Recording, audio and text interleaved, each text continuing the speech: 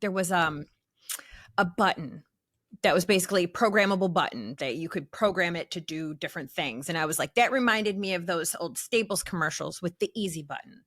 So I was like, for those instructors that need that easy button, just Aaron, I think I got you covered somewhere in here too. I got that easy button. Yeah. Nice. There it is. Now how much is it? $92.50. Can I put some back? The easy button can save you lots of money, but only at Staples. On this episode, we discuss smart tech, bright lies, and AI promises. All that and more on EdTech. EdTech episode 126, separating tech hype from higher ed reality. Hello, AV friends. Welcome to another episode of EdTech. As always, we have our panel of awesome higher ed AV professionals, Ernie Bailey. Hello, Aaron. I'm glad to be back again. Yeah, awesome. And we have Rob Rasberry. Hey, is it too late to say Happy New Year? But it's great to be here. Never too late. Never too late. And of course, Scott Tyner. Hi, everyone. Always glad to join. And today's special guest joining us for this episode is Joe Sokolowski, aka Soko from Sacred Heart University. Thank you for having me. Yes, welcome, Joe. And so tell everyone a little bit about what you do over there. Sure. So I'm the manager of audiovisual operations at Sacred Heart and manage about 340 spaces of tech, about 150 of those classrooms, and then all the other fun stuff we get to deal with. Right, yes, because we tend to wear many hats in higher ed AV. Absolutely. Let's jump right into the articles we read this week. The first conversation today, it'll be inspired by TheVerge.com's coverage of the Consumer Electronics Show, or CES. It's one of the largest and buzziest tech events of the year, offering a first look at next-gen TVs, laptops, smart home gadgets, cars, and more. So in 2025, the event was held in Vegas January 7th to the 10th. So, we tend to think that commercial, we're all about pro gear and whatnot. But sometimes things will start in the consumer kind of realm and make their way to the professional. Was there anything that came out, during the show that looks like it might end up on our campuses? I wish that I didn't work in higher ed because I wish that I could go to CES, but it's so wildly expensive that I don't know, unless you're local, I don't know how anybody in higher ed could go. But I always think there's some interesting things that are there because we know the consumer stuff, particularly in higher ed, is going to be brought in by the students, and we're going to end up looking at it. A couple of things that stuck out to me this year were the smart glasses. I think we've probably talked about smart glasses before, but there's a set of Roku glasses that actually have a screen built in, and they're doing live captioning, live translation. And I think if you take that and you pair it with AirPods, and so what Apple is doing with AirPods and being able to focus on who you're speaking to, I think there's some great accessibility options that we're going to start seeing in our classrooms. And then the other one for me is Lenovo put out the rolls right off your tongue, the ThinkBook Plus Gen 6, which has a rolling OLED screen. The press of a button goes from 14 inches to 16.7, I believe. The laptop in itself, I'm like, whatever, big deal. It gets 2 inches higher, which actually just screws up your resolution. But the concept that we actually now have these that exist, that we're going to put in people's hands, that these screens are out there being used, I think is exciting for some opportunities that we might start seeing that come into our work. To piggyback off that, I mean, it's really cool. One of the things that I like is funky displays. So like at Infocom, we had those displays that moved, but to have the ability to have a rolling OLED screen actually in a consumer product, so that means it should hopefully trickle to us pretty soon. That would be awesome. But in a related thing, the LG Cinebeam ultra short throw projector. I mean, we're in a world of flat panels now, but I still like my projectors. And to do something funky, to put a light up that looks like this weird bell light that can also do projection and RGB lighting, that would be really cool. And like some like funky spaces, student spaces like that, just to kind of do something different. I saw a couple other things I thought were pretty cool, if I can throw those out. Absolutely. VLC, subtitle generation. I believe it was AI powered. That is awesome. I know a bunch of services that have offered that in the past. And to have a piece of freeware that not only empowers schools that have the money to pay for that stuff, because we all know the schools that do and the schools that don't, but it really kind of democratizes that technology. That was cool. Brighter OLEDs, always good. That's going to trickle into us. New signage, new opportunities for that, new ways to kind of stick TVs on walls. That's funky, but cool. And then two other really quick ones. Flint is a company doing paper-based batteries. So I know something that we have in a bunch of our stuff is batteries, and it's not recyclable. They're really bad for a bunch of stuff. But paper-based batteries that are compostable, that's pretty cool. And then there's a funky one called Hive that had a it was designed for people to get their Amazon packages not stolen. But I think of that as, hey, can I stick this in the building that's, a few miles away, put something in for a professor, and then say, go over to this box, press in a couple of, digits on a code or use an app, and then you can pick up that microphone instead of me sending a student to wait for you and say, here's your microphone. And then they could just pick it up, drop it off when they're done, something like that I think could be pretty cool too, and kind of an odd use of that tech. Go off of Scott's rolling screen. I like that. And I go back to, I was part of at that time it was Infocom, now to VIXA. We had a little think tank, I guess it was, for AV and higher ed. It would have been probably put in this group, except this was back in, would have been 2002. Planes had just started flying again after 9/11. And we had an international group coming in. It was a challenge getting everyone there. So I don't remember when it was. But one of the things we talked about was that, what do you think you're going to see in 20 years? So we're just past that. But one thing that we discussed a lot was that when you hit the switch on your daylight or Draper screen and dropped it down, that was the entire display. It rolled down and that was it. So didn't quite make it in 20 years, but I think maybe by 30 years we'll be there. So it's fun to see things like that start coming around that you talked about. And, this is where I would like to see technology in 20 years or whatever. This is what I think we'll be seeing. So that was the first thing I thought of when I saw that laptop, Scott. Yeah, I'm going to go way left on this, something that's sort of bizarre. I noticed the smart rings, and that was sort of fascinating to me. And one of the things that we all run into when we're running in and troubleshooting a classroom or in the beginning is, instructors doing attendance and, using a barcode or something like that. And I know it's getting a little Big Brother-ish, but what happens if the students agree to put a ring or add something onto the phone? As soon as they walk in or even proximity, it registers them as attending the class. So that's my contribution. Rob, something we have looked at in the past and some products that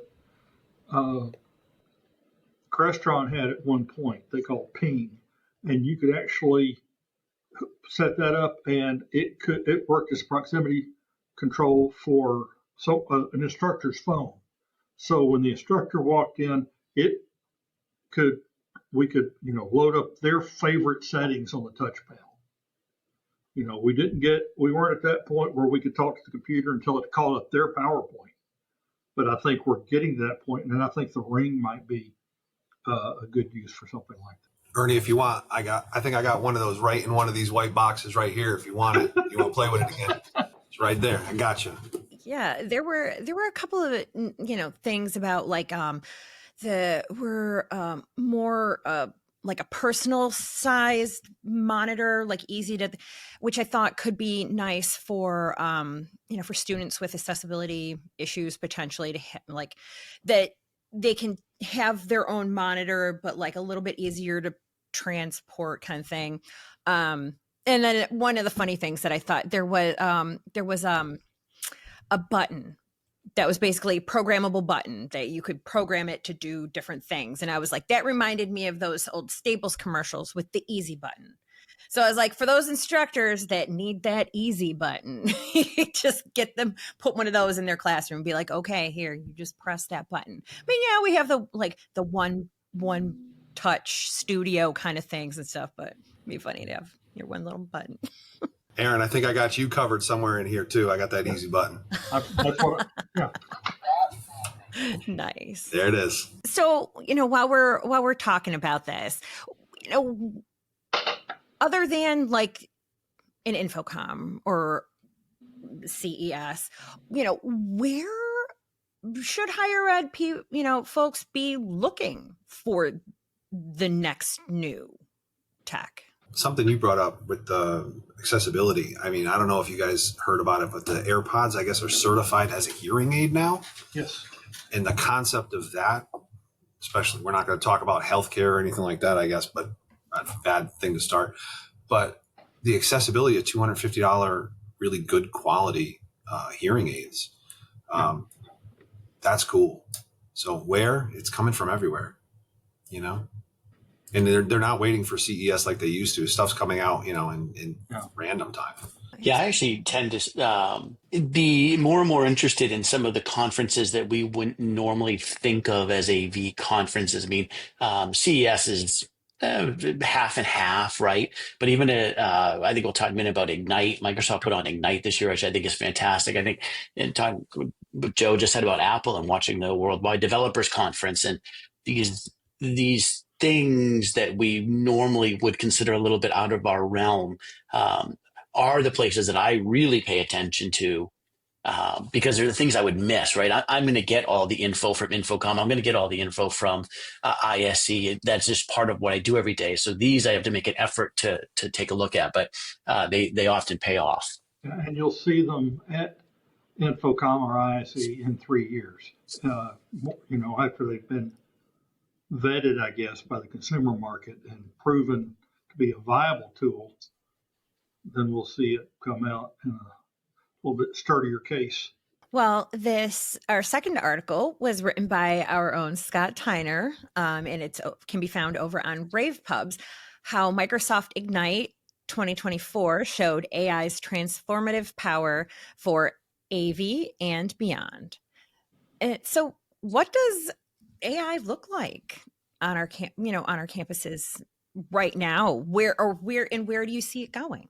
Well, I was just in a meeting about that, a presentation by our new director of AI on our campus in our academic affairs office. She's been here on faculty for a long time, but a year ago, if you saw AI, our IT security site immediately blocked it.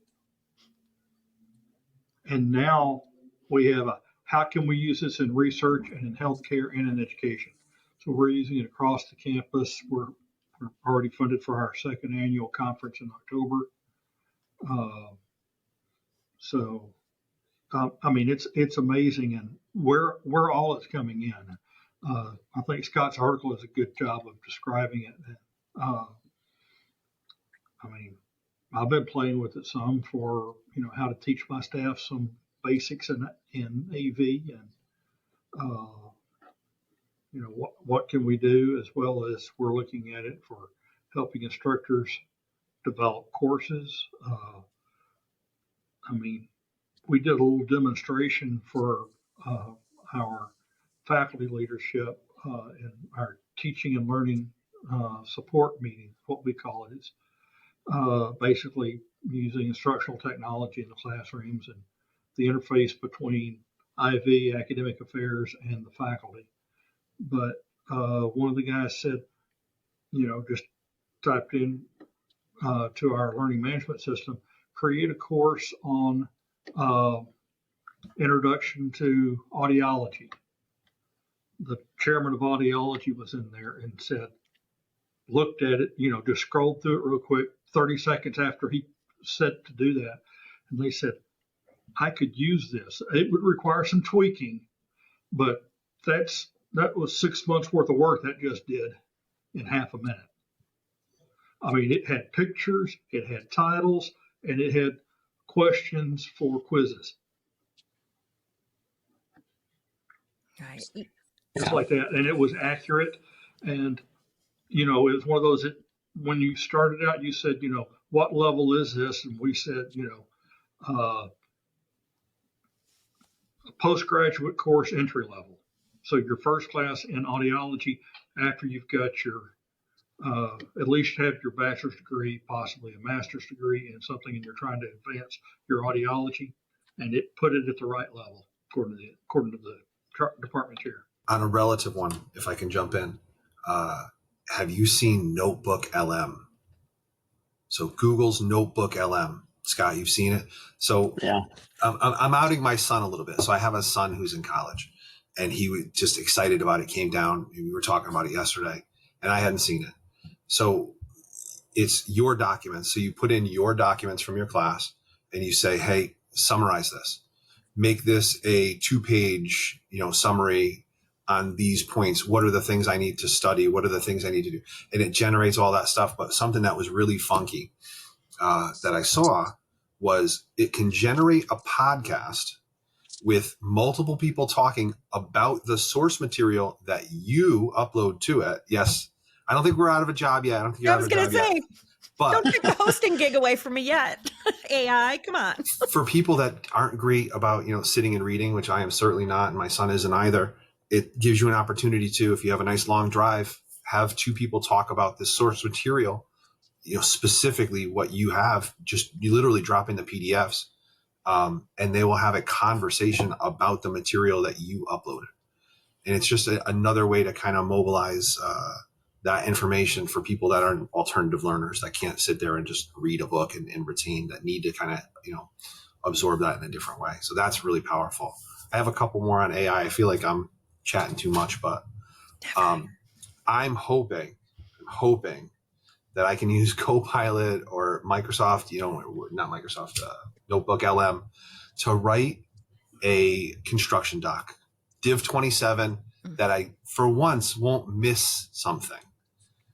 Something that can actually take in the 1,200 page construction document for a new building that we're building, actually correlate, the electrical and the construction and the, mechanical and all that fun stuff. And I won't have missed, something on page 1,200 because I'm not as good as an AI, or at least it can help me. So that's one thing I'm looking to do, and then use it to write better standard docs, to understand deeply into protocols, so that when we give out a standard doc to a vendor, it can kind of hit those points and then use AI to jump back in and, hey, I missed this last time. We missed this last time. Add some more points for that to get that production out. Because, I don't know about you guys, but we could certainly use a few more staff members, and not everyone understands the finer points of construction. No, that makes me think about being able to give AI 3 quotes and be like, compare these 3, or bid documents, and be like,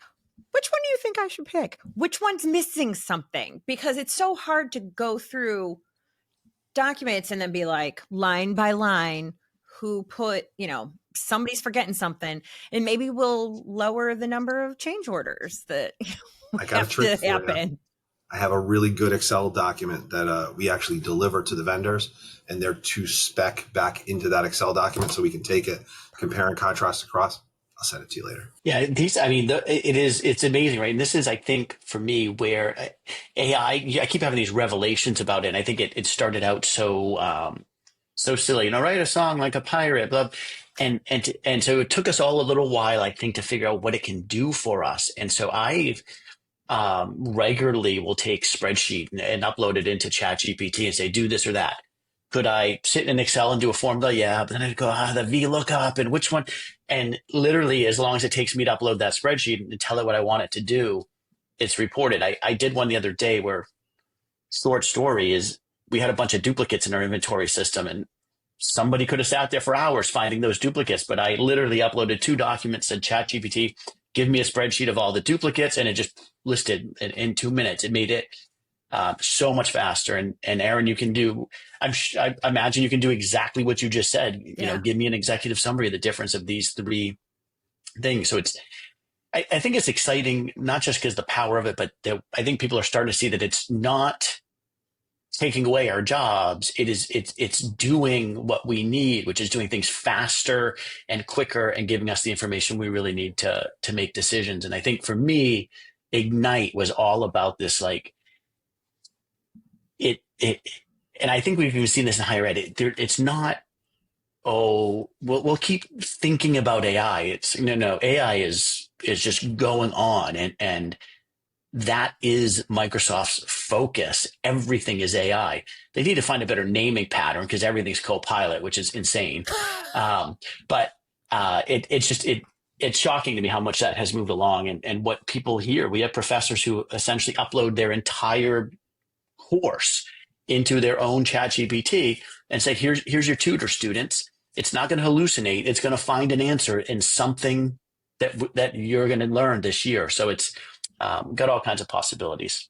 No, I think that the other thing too is, we have a lot of, going back on that, we have a lot of hats. It allows us technologists to be more creative, to say, I want to do this and I want to do that versus, going into the code, going to the spec, going into the standard and figuring out, can this do this and this and that? What about this? Like, just say, I want this to do that. And then you get something pop out that you could be actionable on quickly. It's pretty cool. And then allows us to kind of, speed through a process to build something better. It's cool. It's pretty cool. And I love that that instructors are starting to, I think, to embrace it. I think now that they understand what can be done and don't necessarily think of it as cheating or like just misuse of technology or whatnot, or taking the shortcuts. It really is like a way or a tool essentially for faculty or even students to take material and turn it into something that's more digestible, because everybody, all students learn a little differently. And so if you can easily use AI to make a course, it's the same content essentially that you're going to that for every student, but it's presented in a little different way that might sink in for those students a little bit more, and we'll have some better learning outcomes, and hopefully that'll be better for those students who may have just kind of called it quits early because they were like, well, I can't do this, I'm not going to be able to learn this, but it's just because they were being taught it in a certain way that they just couldn't grasp onto. So it's exciting. Cool way to think about it. Well, okay. This next one is an AVNation article. Epson settles projector brightness lawsuit. They essentially, there is a company that's just not using, a correct white brightness specification. So how do we feel about this? Like, are these specs and stats really all that important to get right? Or is this of value? Well, I think we need them to be accurate and consistent across the board. Basically, I mean, if you're going to start using AI, say, find me the best projector to work in this room, and the specs are skewed by the manufacturer, AI is not going to figure that one out. They're not going to know. It's not going to know they didn't use the ISO standard. But I have always been skeptical about some of the manufacturers using the proper standards. So if I'm looking for a new projector, especially if I'm going to buy 40 or 50 of them to go into classrooms at the same time, I'm going to get one in. And first thing I'm going to do is I'm going to put it up against one that I've got that is the proper brightness and how does it look. And then we're going to turn off the lights and put up the proper test patterns and take a light meter to it and make sure it's close to, I can't guarantee I'm going to perfectly match the situation that it needs to get the proper reading, but I'm going to get close, and I can use the same comparison against multiple projectors. But I still would like to know that, if it says it's a 4,000 or a 6,000 lumen projector, it's going to be the same brightness no matter what manufacturer I use. Right now, I had a 12,000 lumen projector fail in a classroom. I have two projectors side by side. All I had to put in, on a real fast replacement was a 6,000 lumen, half the brightness, right? Except in white situations, you can't really tell the difference in the two projector images. A 12,000 beside a 6,000. And that bothers me. But, when we start looking at detail and contrast ratio, there is a big difference. But, I'm sitting here saying, why aren't the students complaining about the right projector being so much dimmer? And I go in the room and look, and, I can see a difference, yes, but I don't see an issue with being able to get the content that I need off of the screen. Now, it might depend on what subject we were teaching. This is a pharmacy class where there are generally black and white chemistry structures put up on the screen, or pictures of the students at the distant site. That's what they're seeing on that screen. So that might be okay. If we were teaching a pathology course where pink and purple side by side mean different things, I might have an issue with that one. But, I want to know that, the specs are accurate, and they're all measured against the same standard. That's what I want to see, whatever it is. And I mean, I've served on some standards committees in the industry, and I've been a reviewer for other standards. And that's the reason we write standards. A standard gives everyone a level playing field when they're talking about their product. Yeah, it's interesting that this is sort of one manufacturer holding another manufacturer to telling the truth and keeping to a standard, as opposed to other things where we say, well, we had this technology first and you guys are putting it out, and then there's a fight over, well, who's got the actual rights to it. This goes a little deeper, where, listen, you're falsifying what you're saying, and you're out and outright lying. Yeah, you're putting out a $4,000 projector for 25% of the price of mine, but yours isn't really. Ernie knocked that one out. AV, we tend to be a little funny when it comes to standards, but it's like, I feel like there are some out there that have been pretty well established, and that those are the ones that we kind of look to, and it's kind of like, well, at least get those right. Yeah. And most of these standards generally have a review date. We've changed some of them over the years. I've seen how do you determine the proper image size or font size for different viewing distances. And that has changed as technology's changed, because as you get higher resolution, you can see things a little bit better. So as long as the standards are alive, they're being reviewed, and they have a date that says, this is good through this date, and then it will be updated or renewed. Well, this has been another excellent conversation, guys.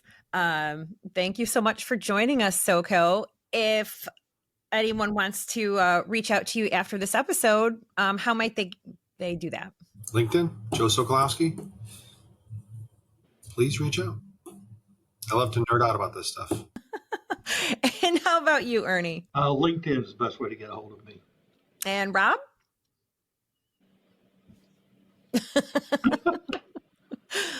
Oh, yeah, right. It's always LinkedIn. And Scott, how about you? You can find me on LinkedIn, and I'm trying out Blue Sky now as an alternate social media platforms. You can find me there as well. Awesome. Okay. And as for me, you can find me on LinkedIn, on X at Smearin_off_ice, on the HETMA community, and each month here on AVNation's EdTech podcast that can be found on YouTube or wherever you listen to your favorite podcasts. You can also find other AVNation podcasts like AV Career Mastermind, State of Control, and Women in AV, and more over on avnation.com or .tv. So see you next time. The network for the AV industry. What are you listening to? This is AV. This is AVNation. This is AVNation. Hello, this is Steve Greenblatt, host of AVNation's State of Control podcast. Each month, Rich Fregosa and I explore trending topics related to control, programming, and automation in the audiovisual industry. We speak with a variety of AV professionals who share their perspectives, knowledge, and experiences. Please join us for this monthly conversation. Check out A State of Control on avnation.tv or wherever you get your podcasts.